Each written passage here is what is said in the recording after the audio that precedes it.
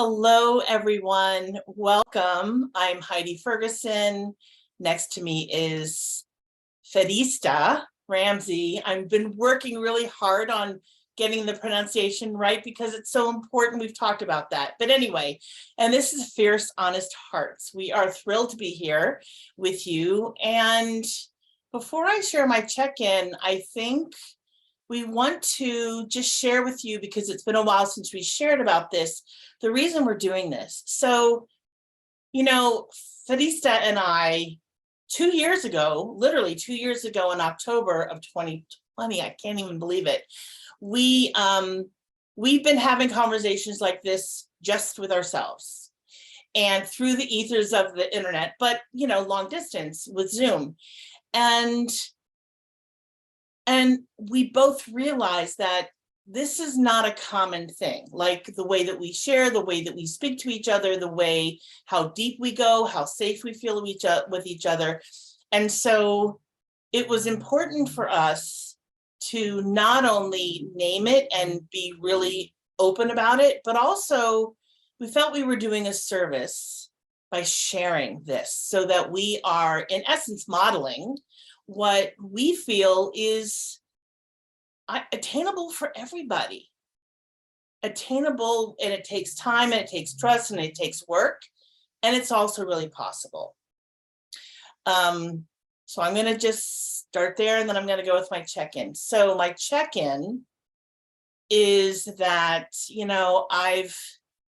I've been kind of up and down the last few weeks, and I'm feeling a little more balanced, having a few more resources, and really being clear about my boundaries around certain things, which we'll talk about later in the podcast, and the importance of reaching out for support, even though the person on the other end might not necessarily have a response or know what to say, but just to have the trust, like for me to have trust in the other person across from me, in this case you, to receive it, just to hold space for it, right? And how differently that feels in the opposition of giving unsolicited support. So we'll also talk about that. And so I'm feeling, I still have this, I want to say, this underlying, like kind of under the surface anxiety. I'm still feeling a little bit of that. I just think I'm still coming down from the extreme anxiety that I was feeling, and I'm feeling a little bit better, but it's still there. And I'm like, okay, things aren't completely cleaned up, but we're getting there. And I'm certainly feeling more empowered and more confident and trusting myself more. Like that's a huge, it's a huge, I feel like I climbed Everest in a sense, because it's a huge, for me, that's a huge win. And I'm feeling a lot less stuck and frozen. So that is my check-in. Thank you for listening. So amazing what can happen in a span of time, right? And honoring, there's a come down process. I think a lot of people judge themselves like, gosh, that was last week, how come it's still buzzing? And it's still buzzing because it takes the time it takes. So thank you for modeling that too, and modeling some vulnerability. I think so often we come into this container, right, as hosts, and on a certain level of on is there. And then I find it takes a little more breath for me to be like, okay, wait, but I'm also this human being that's sharing, and not just like an on personality. Where am I? Where am I? I'm getting ready to head to Peru for 2 weeks. So that's very much in the front of my thought processes as I wrap up. And what I found really interesting is just a little while ago, I was realizing like, man, I'm not leaving my world to escape it. Right? How some people vacate their world, they go on vacation to get away from all the things. This is more of like a adventure journey, restful reprieve kind of energy. And I'm actually really going to miss my life. It's such a, it was like, I'm going to miss my clients as I'm reminding them I'm gone for 2 weeks, right? As I'm reminding the school I'm gone, as I'm reminding friends I'm gone, um, all the containers that I hold on a weekly basis. I really am like, I love my life. It's sweet, it's meaningful. And it feels affirming in the best possible way to be like, I'm going to miss it while on vacation, which I don't know that most people are familiar with, right? Like, and so, and maybe some people are, I hope people are, where they're like, life's really sweet. And here I'm going on this wonderful trip. Uh, and then there's a lot of people I'm going to miss. And I know it's 2 weeks, so I'm not trying to be dramatic, but it was, it was a felt sense of like, I love the people I work with.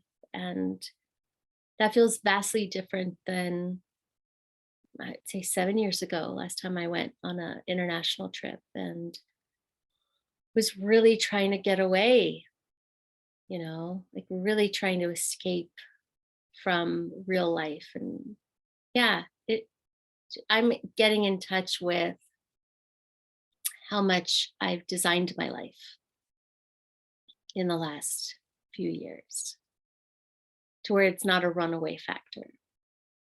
Yeah, that's my check-in. And I know you've worked really hard at building this and making the changes and taking the risks and all of it. Yeah. And in all of that work, there's boundary creating, right? And even though it may not be a conscious boundary, sometimes they're not conscious, but they are boundaries.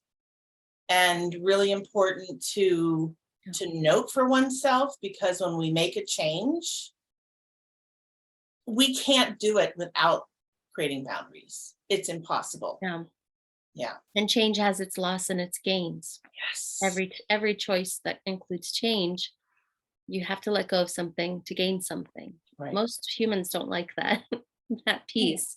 Right. And you're right. Sometimes the boundaries are explicit. I was sharing with you the job I had in the Bronx, and I'd moved to this sweet, beautiful, idyllic river town. And my boss was like, well, your commute's now 2 hours. Before it was like 45 minutes. Would you consider moving to the Bronx? And nothing against the Bronx, but I really had fallen in love with my new home. And there was a very explicit boundary, which was if it's between keeping this job or living where I feel most at peace, the boundary is dropping this job. So I think, yeah, change can't happen without some loss and some gain. And then boundaries, I don't know how people function without them. That's where I'll stop for a minute and let you share. Yeah, I'm wholeheartedly agreeing with you on that. And so in my introduction, like I said, I'm really working on pronouncing your name correctly because it's important. And so the way, and I'm connecting this to this boundary thing, this topic of boundary, which is after X amount of time, which what unbeknownst to me, I didn't realize that I had been mispronouncing your name. And then we had a call with, some check-ins and feedback and whatnot. And I was like, and I was so taken back because I was like, I'm pronouncing your name incorrectly. How did I not know this? Right. And so, and it doesn't even matter. Like the fact was that I was mispronouncing your name, and then taking the time to and patience with me to teach me. And I remember, part of our conversation was about phonetics, right? Like how we both love phonetics. And I'm like, and some people don't get phonetics, and I can appreciate that. I'm one who gets them. So for me to see a word, like in a dictionary, how they have the phonetic pronunciation written out. If there's a word I can't pronounce, that's the next thing that I look at. because I want to know how to pronounce, and I want to be able to pronounce a word or a name in this case correctly. It's important, And so, and it takes, and the other thing that I want to say, there's a risk there, because it takes some courage to bring it up to the person or persons or whatever that are doing it. And I think that's completely okay. It's all okay. Like I said to you when we were talking about it, I said, I would be pretty pissed if people pronounce my name Hitty. I'd be like, what? Who? That's not even, it's probably a name in another culture, but it's not in this culture that I know of, Yeah. Yeah. And I want to appreciate you too, because you received that feedback with such loving compassion. And, there's always the risk of someone taking it personally or getting defensive. There's all the things, right? And to be able to say, like, let's practice, let's try it, right? When I said to you, like, just say finish, and then finish, and then say, just make it an R for the N, finish. And then 10, you were like, that's so easy. Right. That was your response. It was like, Yeah. oh. Yeah. Fereshta. Fereshta. Yeah. And then you also shared something so tender and sweet, if you're up for sharing. Oh, about relating it with your own family member, and how important, like, it's important to you, and then you see its importance there. Yeah. So my nephew, as some of you, I think I've shared in the podcast, my nephew plays basketball for Marquette University, and he's 6'10", so he stands out like nobody's business, right? And then his afro has grown, so he's now probably at least 7'1", like with hair and everything. He's a tall kid, right? And he's the kindest and most gentle and sweetest kid. And so anyway, in his freshman year of college playing, he was interviewed, and his name is Asasare Ighodaro. His middle name is Benjamin. So we're talking like 11 or 12 syllables with his 3 names. Okay. So, and it is a little challenging to say, but if you learn it, just like your name, right? And so it was interesting because in the interview, everyone calls him Oso because the first 3 letters of his name are OSO, and it's just easy, right? And he's used to that, but the interviewer had said to him, so I know that everyone calls you Oso, but what is your name? Like, what is your full first name? And I was watching this, and I was so touched because I thought, my gosh, this guy really not only wants to know, but he wants to know how it's pronounced. And he cares, because not only are our names important, our cultures are tied to it, and they're important too.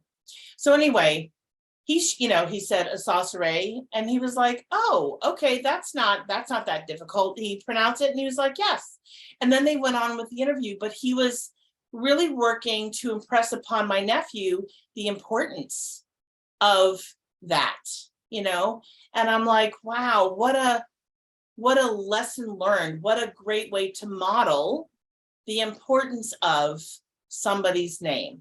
So I just want to, what I want to do for those who are watching and listening, to invite you to stay curious. If there's a name or a word or a language that you're learning, whatever it is, stay curious, and don't say to yourself, oh, that's too hard, because it's not that hard.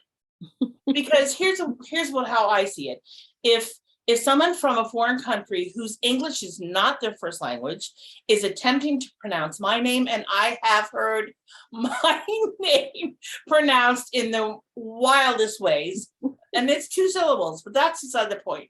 But if someone else from another culture can pronounce my name correctly, I don't have an excuse. Yeah. I don't have an excuse, and neither does anyone else. And if you are if the excuse that you're gonna say is it's too hard, oh my God, we're never gonna. Check your privilege. Check your privilege, absolutely. Yes. Yeah, and definitely don't say, oh, I'll never remember that. Yeah. I'm gonna call you honey. 'cause I've gotten that. Yeah, And the most recent one I got, which I thought was curious, was like, "Oh, well, what do people call you as a nickname?" And I was like, "Fereshta." Like, why would anyone assume I have a nickname right. Isn't that if my interesting? name is hard? Right, Nobody asks you, "What's your nickname?" Do you right, have a nickname I can call right. you? It's very presumptive. Um, and I appreciate you bringing up the cultural thing, Yeah, right? Because we could say it's just a name, it's just a name. And I think people from other cultures, myself included, have for many decades tried to be convenient to Americans. right. Oh, it's hard. Okay, no problem, whatever. But it's linked to some dignity, and it's absolutely linked to culture. And I want to just encourage people who have unique names, don't sell out on being convenient. Yeah, don't give up. Don't give up. Let people know you'll practice with them, right? I always say to people when they say it's hard, I say it's just unpracticed. It's not Yeah, hard. And I love your point. Some of us, like English for me is my fourth language, right? And if I can figure out Richard Benjamin, Southampton, right. whatever, I'm making this up, Yeah, yeah. Benedict Cumberpatch, Oh right? my God, what a name, right? I mean, Then I think we can all I think we can. step up a little. I think so. Yeah, Mhm. Yeah, yeah. Because it, thank it you. it only takes a little bit of effort. Mhm. But how late, like if you're not willing to put forth the effort into a name Of a human in of front of a you? human, I'm gonna call you on it, Yeah. and I'm gonna challenge you and say, hey, what's going on there? Because I think there's a deeper issue, and we don't need to get into that right now, but there's something going on there. Like as far as I'm concerned, like if just Mm, effort for a name, come yeah. on, we can do better. Yeah, and I love this as an entry into boundaries because that's putting a line in the sand. Hey, I'm important. I have value. I'd like my name said correctly amongst all the other kinds of boundaries. Yeah. Mhm. So I'm curious for you, the boundary work you are in, the places you're kind of doing the reps, if you want to share, Sure. and to whatever extent, obviously, you feel comfortable Yeah, sharing. yeah. So I'll first share something that happened over the weekend. I was out of town. I was visiting my mom, and I got together with a friend that I haven't seen in 10 years. And I have to say, I didn't really have any expectations for the visit, except I was hoping it would be a sweet visit, right? And it was sweet. And so we've known each other for 50 years, a long time. We've known each other for about 45 years. Yeah, a long time. And our birthdays are a week apart, literally a week apart. And yeah, anyway, and so it was interesting because my friend was sharing, some pictures on her phone of her family and nieces and, great whatever, family. And what I was not expecting, let me say that what I was not expecting was when she said to me, I want to show you a couple pictures. I was thinking like 2 or 3 pictures. I was not expecting 20 minutes later for her to spill Stovy's. I'm not kidding. And finally, I could feel my agitation just rising. And I said to her, I'm like, I did not come here. We did not set this up to scroll through our phones and look at photos. I'm going to ask you to put that down. And she did.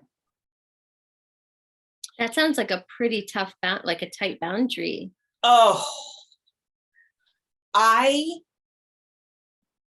wow, I'm feeling so, I'm having some feelings around this. Like, I can't stand when I'm in the presence of someone, or even if it's a group and there's one person on their phone. Oh, I can't. I don't have I don't have the patience for it. I don't have the tolerance. I won't. It's not that I don't have it. I won't tolerate it. I Either imagine it's a disconnector for you. completely. Mhm, And either like if you were going to be on your phone, why didn't you just stay home? mhm, That's how I feel. mhm. You know, like if we have scheduled time to spend together, not doing this, but doing this. Mhm. And I can't connect with you if I have this stupid device between you and I. Yeah, I can't. It just doesn't work. Yeah. And so it is a huge boundary for me. And as I'm sharing this with you, I'm aware that there's another conversation that I need to have with someone, because I've noticed that they have been distracted a little bit when we've been on a Zoom call. And because when someone's listening, it's so obvious when someone's listening. It's also really obvious when they're not. Just modeling it. Thank you for that. Yes, exactly. And I'm like, no, we can reschedule. Like, if you want to reschedule, let's reschedule. But if you're going to be, but then let's do this. But if not, if you're going to be distracted, or let's reschedule, because I don't want to do it. Well, and particularly as you share, you haven't seen this friend in 10 years. Right. So stakes are different Yes. already than someone you see every Thursday, even so.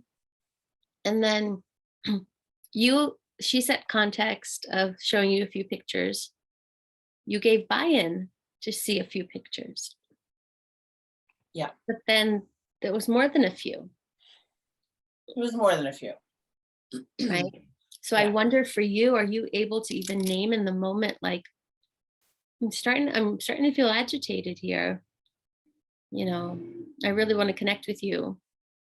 And I'm feeling disconnected by this phone scroll thing. Yeah, it wasn't that smooth. It's always easy when you're not in it, though. Like, it's Right. easy for me to say that to you, Right. but I know how tough it can be in the Yeah. moment. But she heard you. She heard me. She heard me, and she put her phone down, and then we commenced our conversation.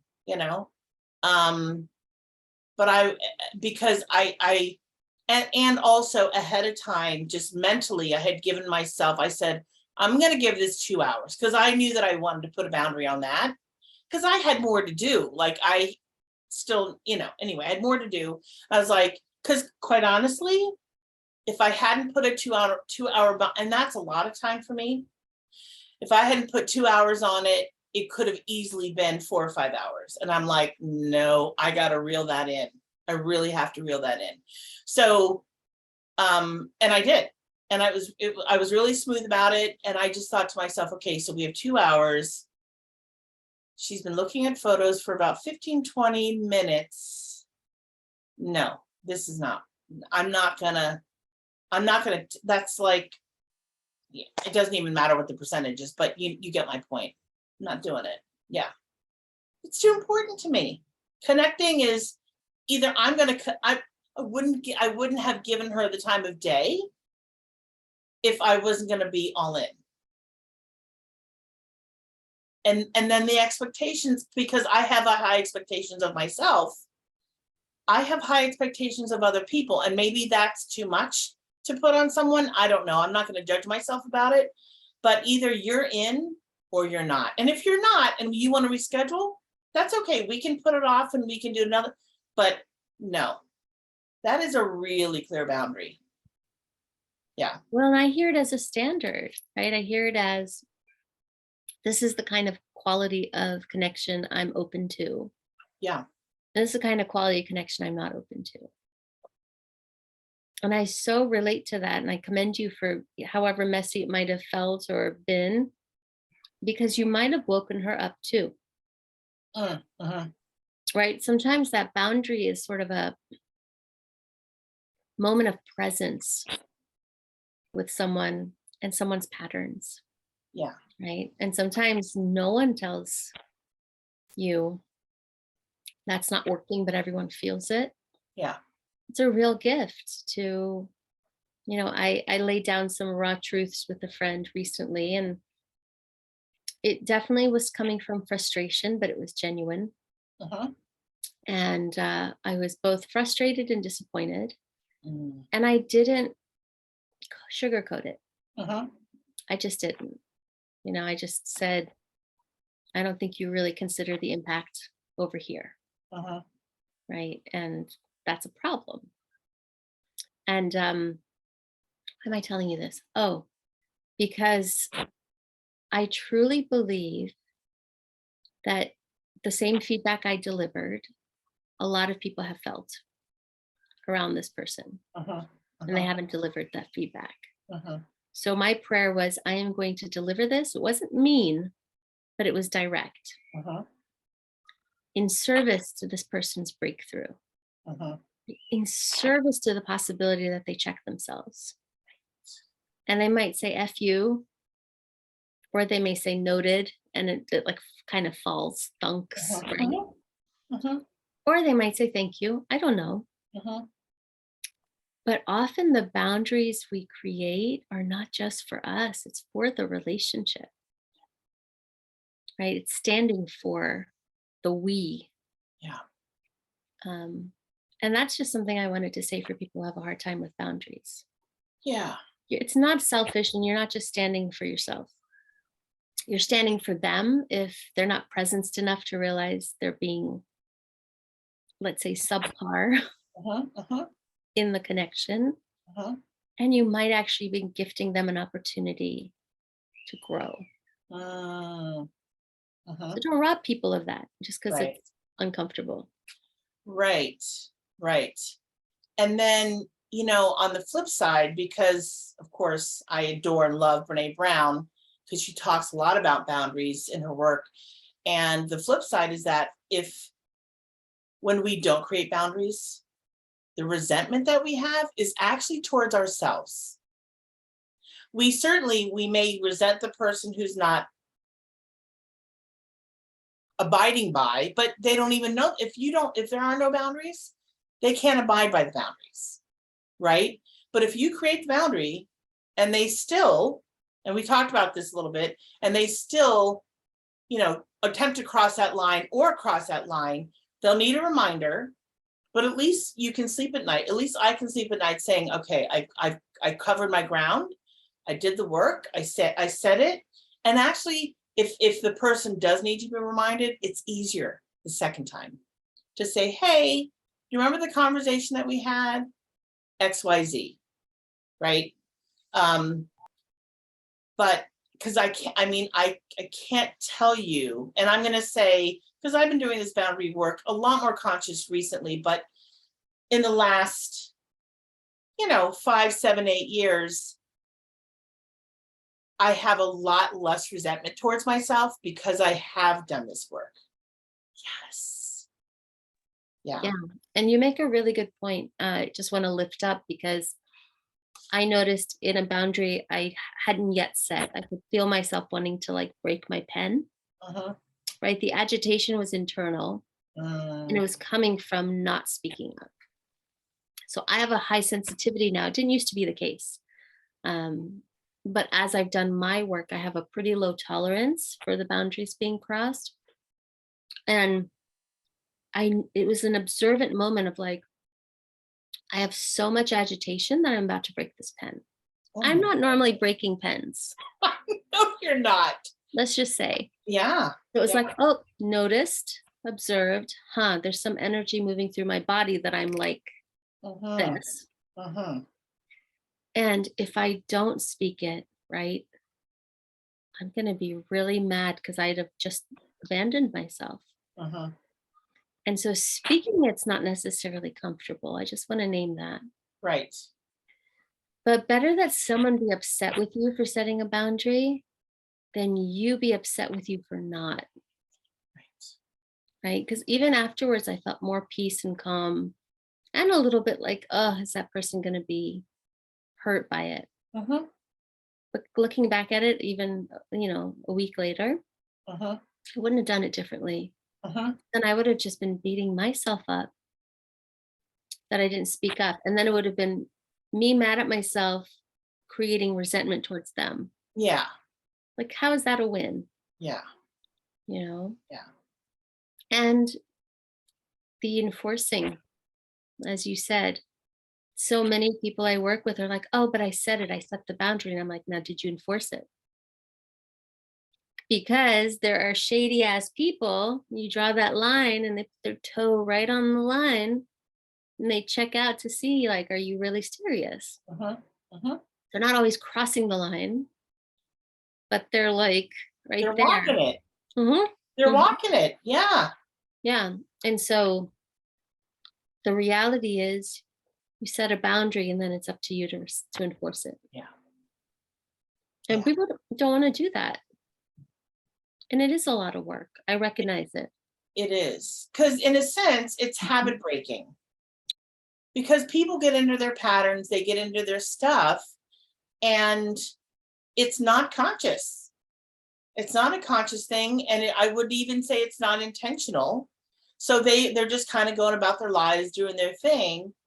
And until, like you said, until that pattern is disrupted, they're like, oh, I need to come back to earth or whatever, right? So I mean, this is kind of a silly analogy, but dachshunds, dogs, the little wiener dogs. Okay, so I grew up with dachshunds and I had a dachshund, and they have this tendency to just bark. They can really get in this pattern of incessant barking, right?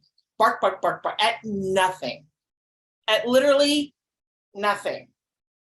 And it wasn't until I got my dog Harpo, and I was like, what is he, what, there's nothing to be barking at, right? And then I realized, and I was just, and so what I would do, I would go, and that would, he was like, it was almost like he was in a trance when he was barking, right? And that would disrupt him, and he would be like, and then he would be quiet.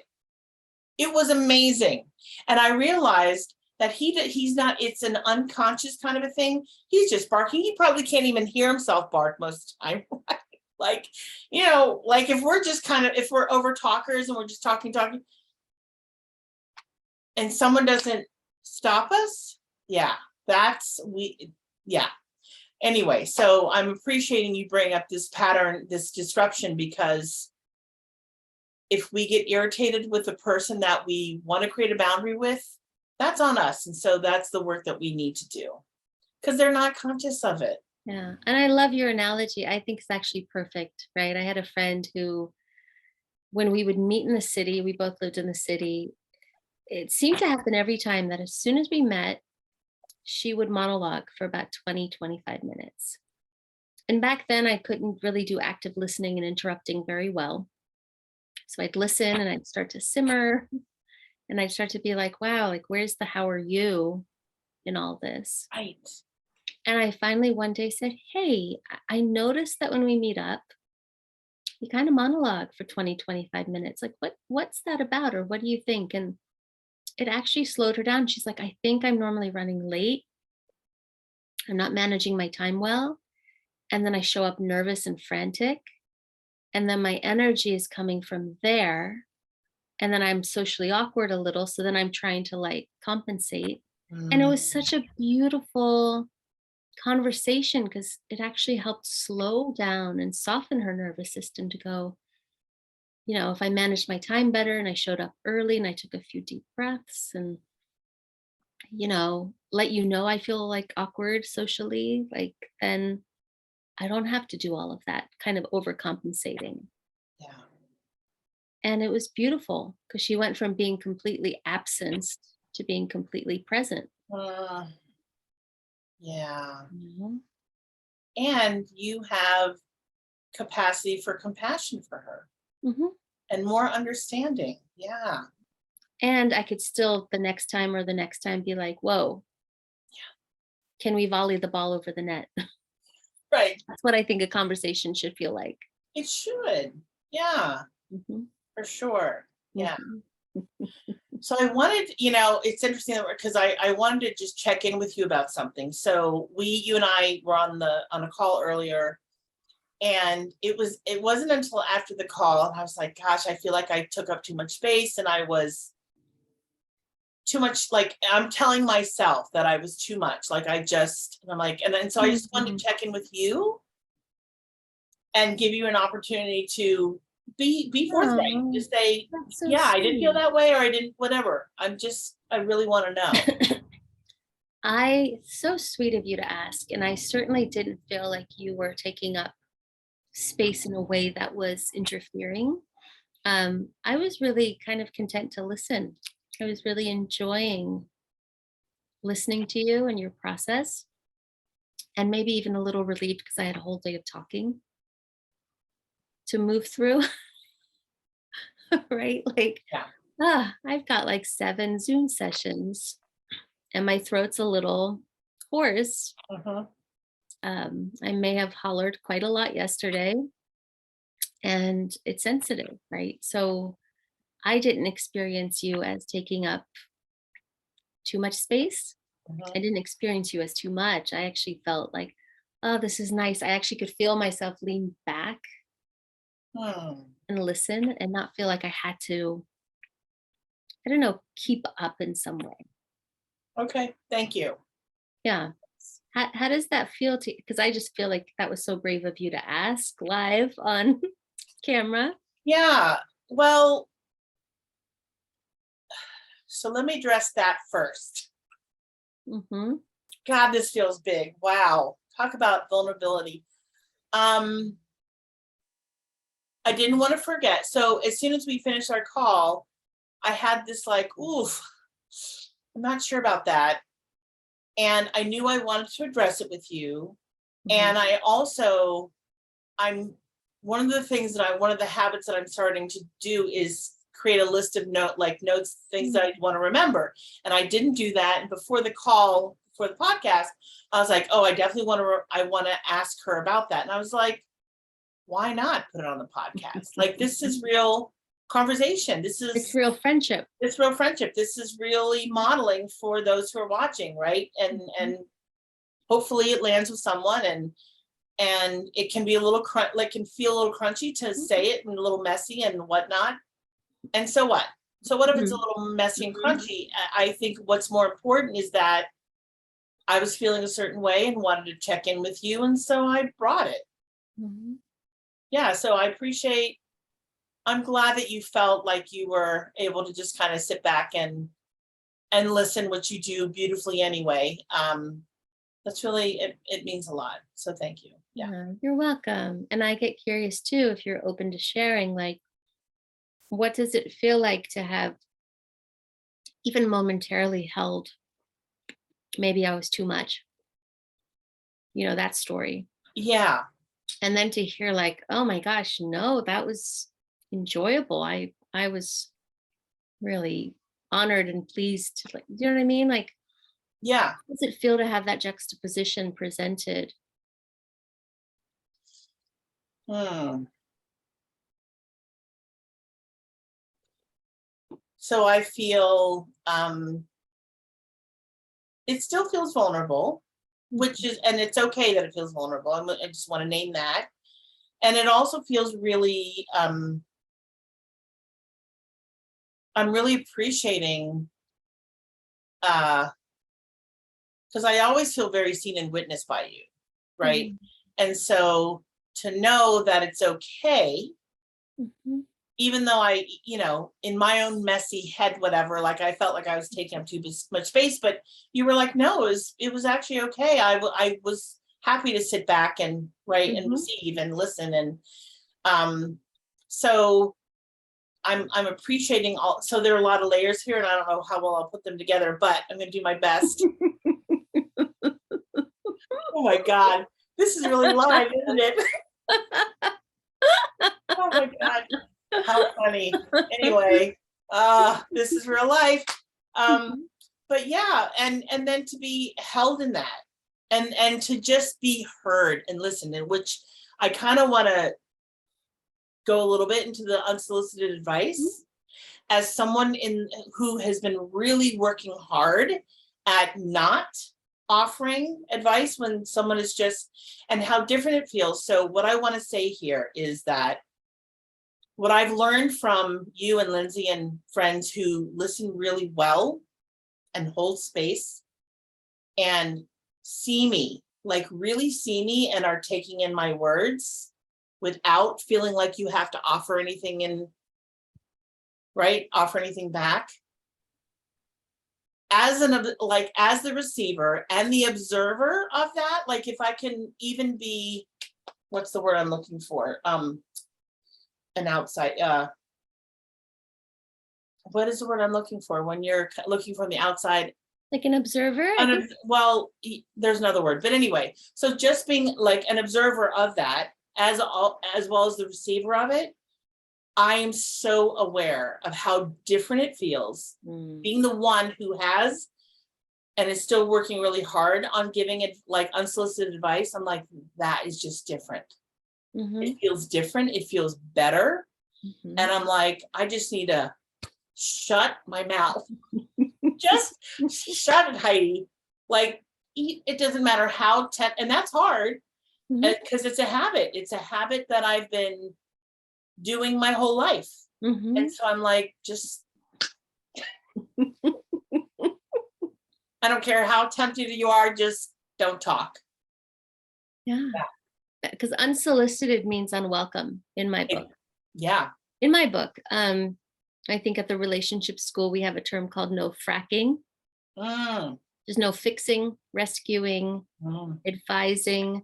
I think colluding, like you don't want to be like, yeah, he is a jerk, not adding fire to the thing, and no killing someone's experience. So that's the acronym of FRAC, right? No fracking, as a coach and as a friend. And I think what I have learned, which has been really beautiful, is first off, I don't have to lean in and try to rescue you. You've got you. I trust you have your back. I also trust if you need perspective, you'll ask. And if and when I really feel like there's this like little boing, boing, boing idea, I might say, like, are you open to some feedback? And if you said no, I'd be like, okay, she's got herself, right? Sometimes I don't know that people understand the cost of their unsolicited feedback. It's actually recoiling to me. Like not repulsive is too strong of a word, but if someone just tells me what they think I should do, we all want our free will. Right. We also want to be trusted that we have ourselves. So if someone's like, oh, you should ... there's no buy-in. I didn't tell you I needed your opinion, your advice, and sometimes, frankly, your static, right? Yes. So, and it's all coming through the lens of someone's perspective and their life and their nervous system. And when I was more codependent-ish, like, oh, you're unsettled, let me help you so that I can feel less unsettled. I think I did it. I'm going to say in my 20s at least, thinking I was being like a grand advisor. But there's something so amazing about trusting the people you care about, that they'll ask if they need you, and otherwise, like, listening is enough. It's more than enough. Could be healing. Yes. Yes. So what does it mean for you when the people you care about just listen and let you come to your own answers?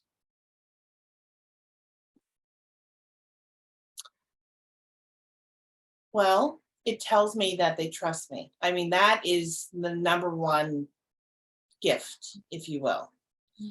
And for someone who struggles with self-trust, even though I know it's there, I sometimes have a hard time finding it. That's the number one thing. And then,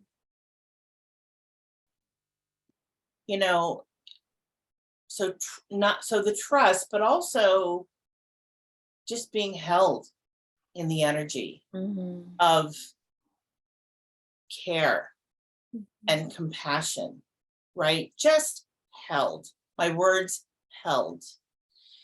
Knowing that after we're done talking, you might put them in a little jar whatever, whatever you do with those words, but and trusting that I have my own back and that I'm handling whatever situation I've chosen to share on my own. And if I do want support, if I do want some feedback, if I do want advice, look, I'm the first person to ask for it. Yeah. Always. Like I will always reach out if I need it. And if I don't, I won't. And if I say, hey, do you have an ear to lend? That's all I'm looking for is an ear. I'm not looking for anything else. Mm-hmm. Yeah. Yeah. Because we heal when we empty that basket and we're seeing for what's in it. And we're, to me, it's the LUFU experience of, can I remain present? Can I remain curious? Can I ask questions to help you? Right.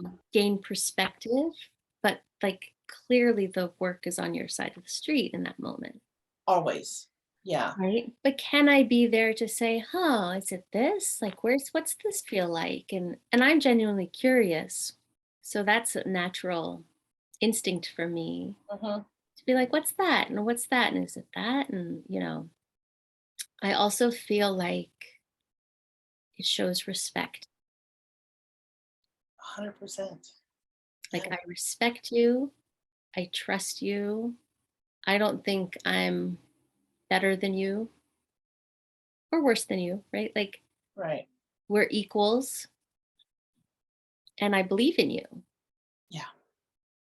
There's a lot of messaging that comes through in that. I'm sorry, this really weird mental picture of, how in like HR, they'll do like sexual harassment do's and don'ts.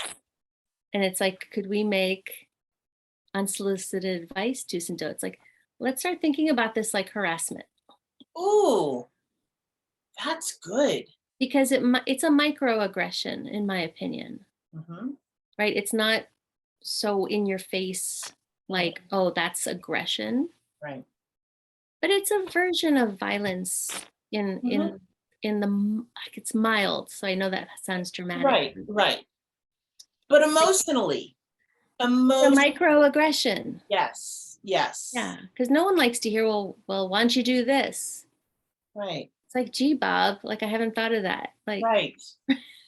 Right. And so can I just add one? So yeah, this just came to me, and even though I've known it, so 100. I'm going to say, and I know this is an assumption. It's maybe an exaggeration, but I think it's mostly true. I'm going to say 100% of the time, the unsolicited advice that's given, the person already knows. Right. Right. And so eat your word, like take your word, like don't vomit your words, just keep them in, keep chewing them, and then swallow. just duct tape, Just swallow it. Don't let it come out, Yeah. just keep it in and swallow it if you need to, because it's not necessary and it's not helpful ever. You know what Ever, I ever, ever. You know what I also would love to add to that, because you're having me realize this is, it's a deflection, in my opinion. Oh, always. Yes. Because if you know how to hold space for and emotionally support someone, you're not going to just throw out a bunch of ideas. Right. I think on the whole, people who give unsolicited advice, is a huge generalization, don't have the practical tools of the relational tools to just be with the discomfort of, Right. Right. oof, my friend's having a tough time. Oh, now I'm dysregulated. Now I'm so uncomfortable. I got to give them 3 ideas they've probably already thought of. I think it deflects from the true support that someone needs in those times. Yeah. So I don't need your fabulous ideas. I need your emotional support. Yeah. And I wonder how many of us can actually say that to people Mm, in our lives. Like, yeah. hold on. I don't need your ideas. I actually need your emotional support. Can you give me that? Are you up for that? I love that. Because isn't that what we're asking for when we're That in a is what troubled state? that is what we're asking for. Emotional support. Absolutely. That needs to be What? that needs to be a quote for our new IG page. I'm serious. Okay.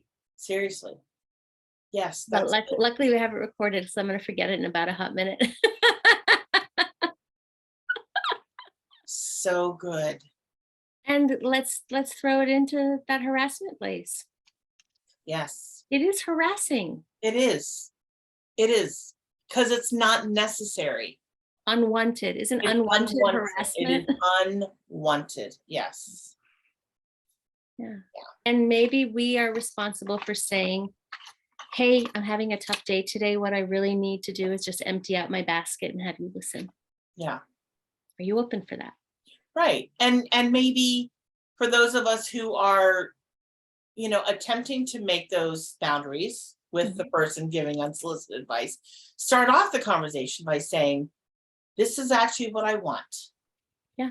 Because I started doing that with, I think I shared with you, with a loved one before I go see them. I just send an email and just say, look, I know you know what's going on. And I don't want to talk about, like, I'm done talking about it for now. I don't want to, if I want to bring it up, I'll bring it up again. And I also want no advice. I just want you to listen. And this person needs to be reminded, and that's totally okay. They need to be reminded a little bit because their memory is not as sharp, just like mine. But it's been helpful. It works. It works. Yeah. It really works. Yes. I had all this come to light one day when I called my best friend years ago when I was in LA, and I don't know if I was going through a heartbreak or something was tough, and I called, and she actually asked me, okay, what do you need? Do you need tough love? Do you need ah poor baby? Do you need brainstorming? Like which event, like choose the door. Yeah. Yeah. Like tell me what you need. And it Mhm. actually got me present, like, let me think. No, I actually need like ah poor baby. I need comfort. Mhm, mhm. I don't need. And I mean, could we do that with each other? Oof, it sounds like you're struggling or you're stuck. What do you need? I love that so Do much. you need soothing? Do you need rah-rah? Do you need F that guy? I'm kidding, because that's Right. polluting, but like, Yeah. Yeah. Yeah. do you need, Sometimes we might need a little bit of that, and that's okay yeah, too. Yeah. do you need, what's the next step you're going to take? Yeah. We could be really caring towards each other that way, Yeah. right? So, Mm, mm, so good. mm. Mm, so good. Thank you, friends. So, shall we pivot? Let's pivot to the end cards. So, I'm going to say whichever one's my middle finger is moving towards. You tell me when. Okay. So many of them. I'm trying to. There. One. Mm-hmm. Oh, I wonder if we've done this one, but let's see. I like it. In what ways? Can you see that? Oh, in what ways are we? Oh, I don't think we've had this one. This is a good one. In what ways are we still growing? Mm. Oh, God, I love that question. So good. In what ways are we still growing? Well, I would say that we are still growing in our trust with one another. I feel like I don't even know how to articulate this, but I feel like, well, we just keep up leveling. Mhm. So the elevation, we're like base camp was a long time ago.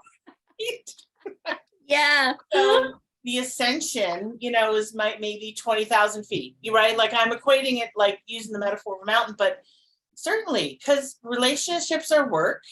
Mhm. But when you do the work, that's when it's easy. Yeah.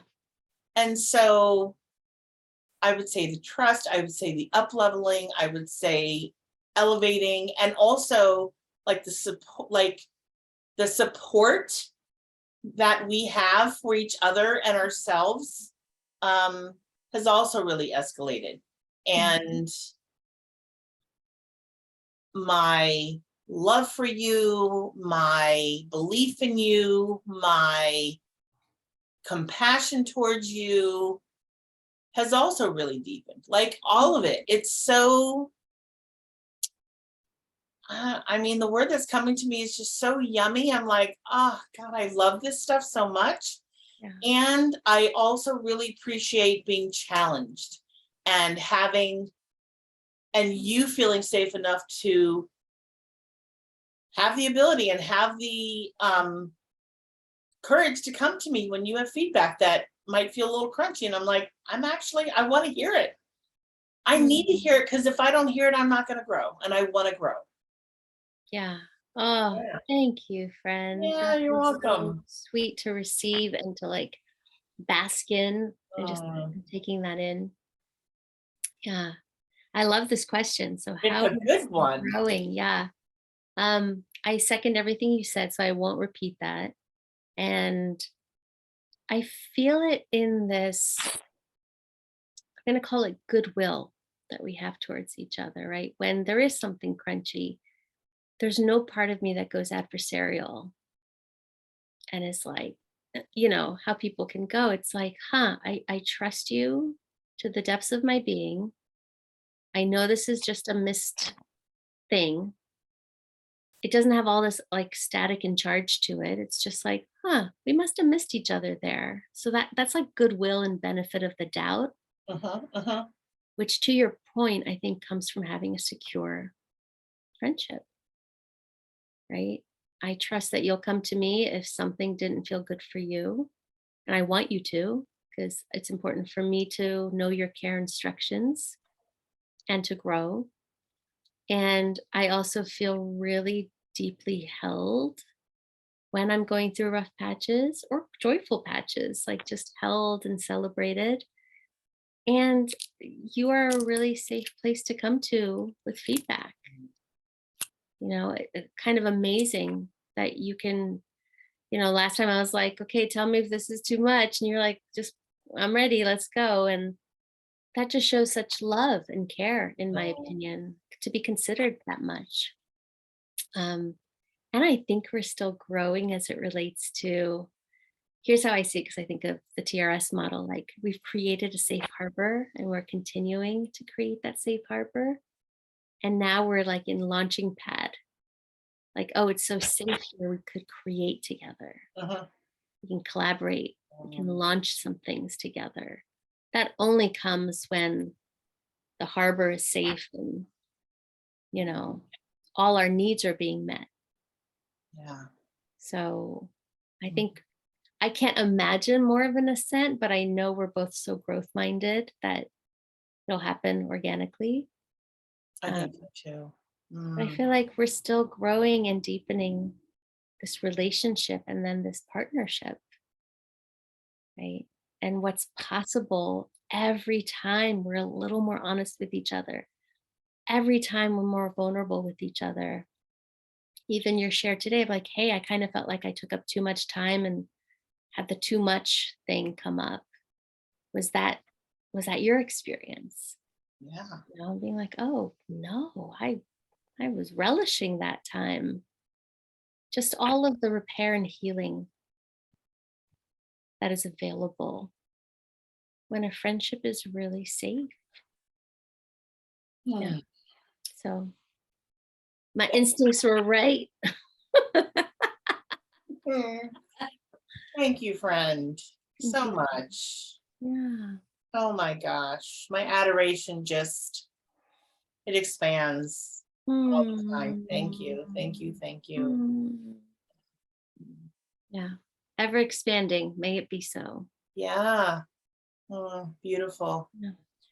So thank you to our audience, to our watchers and listeners. And we are working on an IG page, uploading some videos and clips and whatnot. And we love you all. Thank you for joining us and being with us on this ride. And until next time. Yeah. So much love.